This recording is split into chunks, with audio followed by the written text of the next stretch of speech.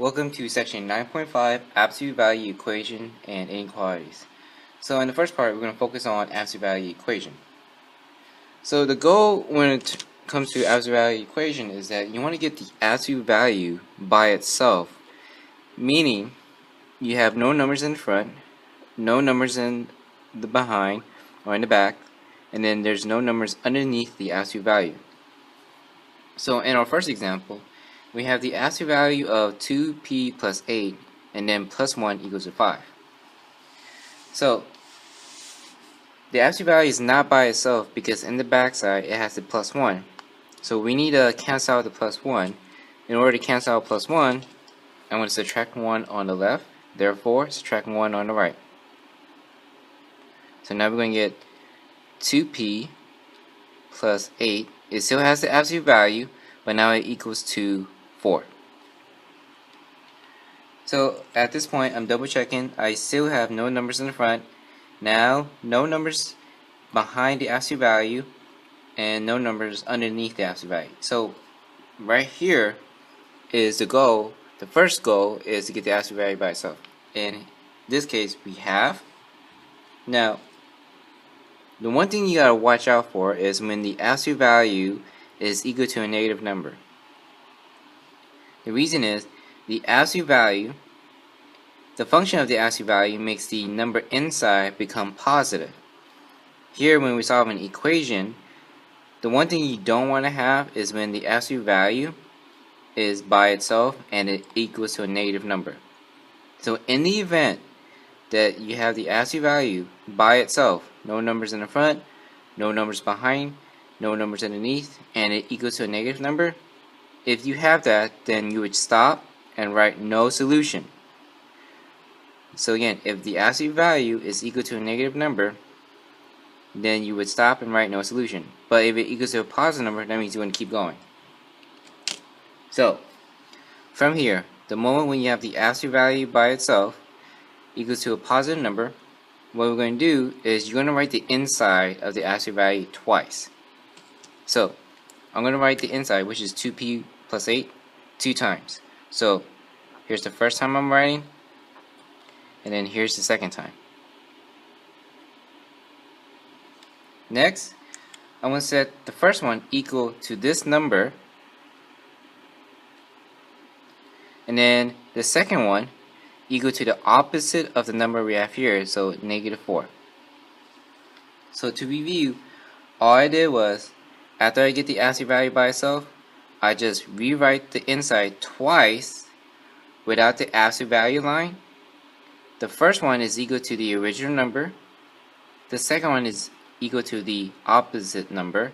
So the first one is equal to 4. The second one is equal to opposite, which is negative 4. Once you get your two equations set up like this, then you're just going to solve for p, and therefore you should have two answers. So here I'm going to subtract 8 to cancel it out.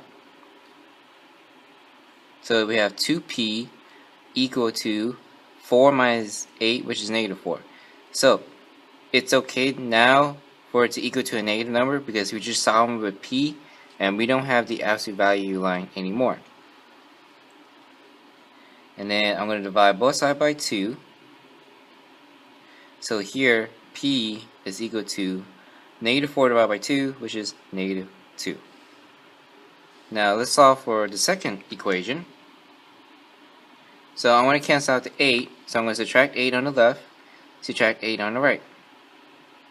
So it's going to be 2p equal negative 4 minus 8 will be negative 12. Then I'm going to divide both sides by 2. So now we're going to have p is equal to negative 6.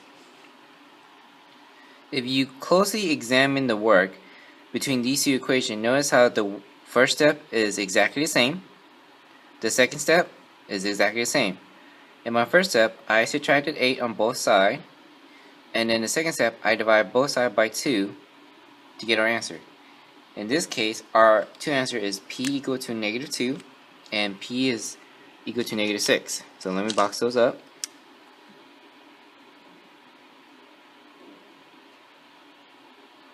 Now, for absolute value equation, it's okay to have answers equal to a negative number or a positive number or a mixture of both. When solving an absolute value equation, most of the time, you should have two answers.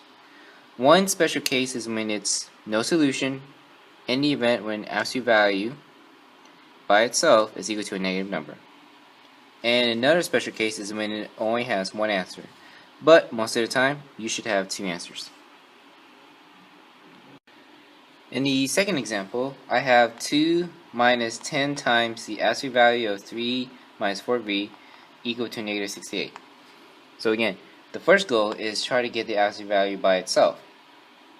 We don't have any numbers behind the absolute value except for the equal sign. We have no numbers underneath it, but we do have two numbers in front of the absolute value. Now, pay very close attention.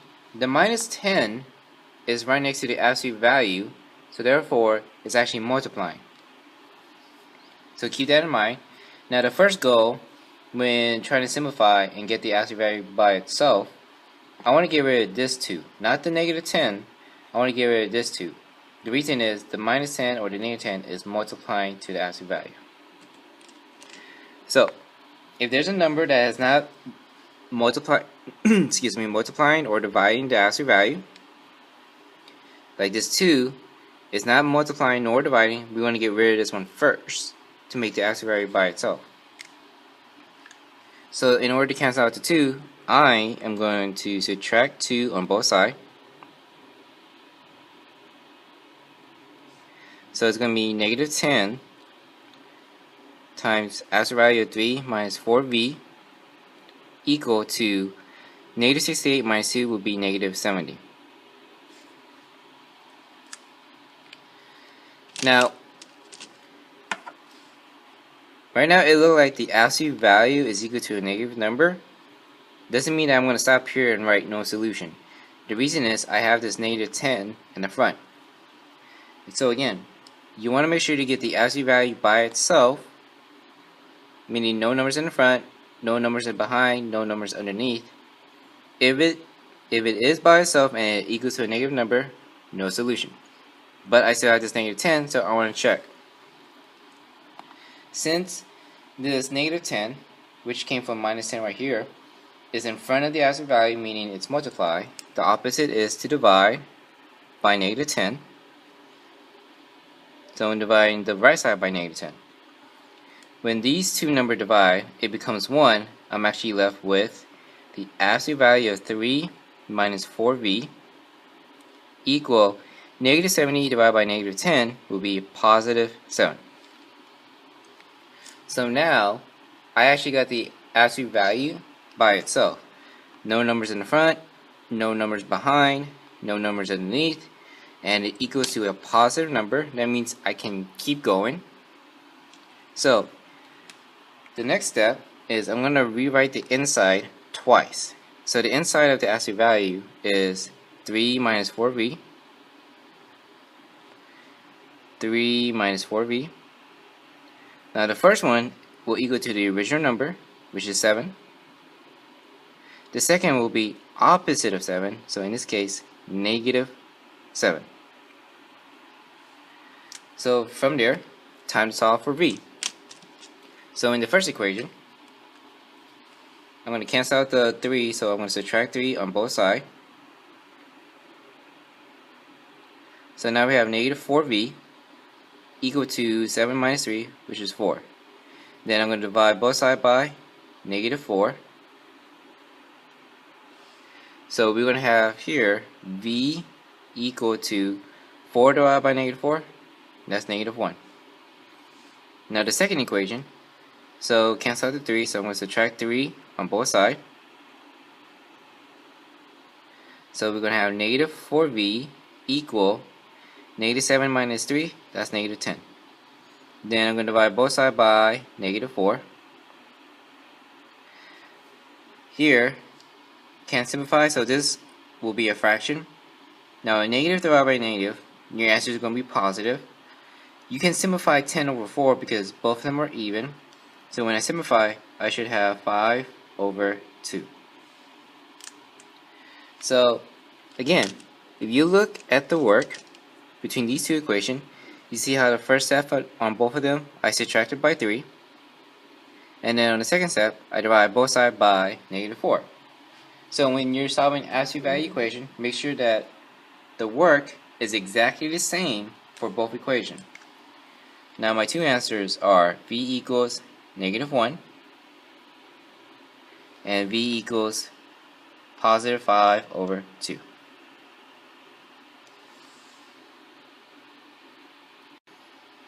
In this next example, we have 5 times the absolute value of m/3 equals 35.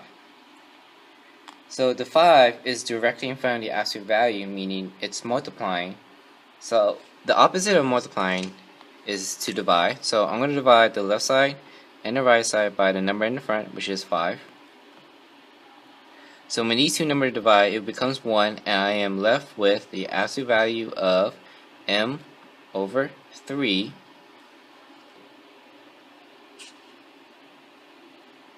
equal 35 divided by 5 is 7. So the absolute value, there's no numbers in the front, no numbers behind, and no numbers underneath. Now, what I mean by underneath is the number that's outside the square root. Inside, what's different with this example is that inside we have a fraction, m/3. So even though it's a fraction and your denominator is 3, the 3 is inside the absolute value. So it does not count as if it's outside underneath the absolute value. The 3 counts as inside even though it's underneath the m. So if you have a number that's outside the absolute value and underneath, that means it counts that it's underneath the absolute value. And is equal to a positive number, 7. That means we can keep going. So after I get the absolute value by itself equal to a positive number, I'm just going to write the inside twice, which is m/3. So m/3 over here, and then m/3 on this side. The first one will equal to the original number, which is 7. The second one will equal to the opposite of 7, in this case, -7. Now, to solve for m, since m is in a fraction with a denominator of 3, I'm going to multiply both sides by the denominator.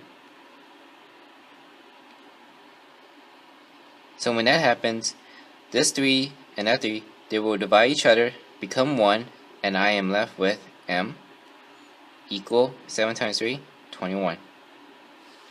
And then the second one, same thing. I want to get rid of the denominator, so I'm going to multiply both sides by the denominator.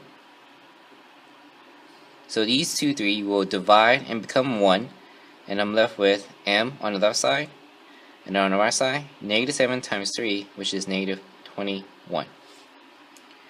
So my two answers are m equals +21, and then the second one, m equals to -21. And then here's our two final answers.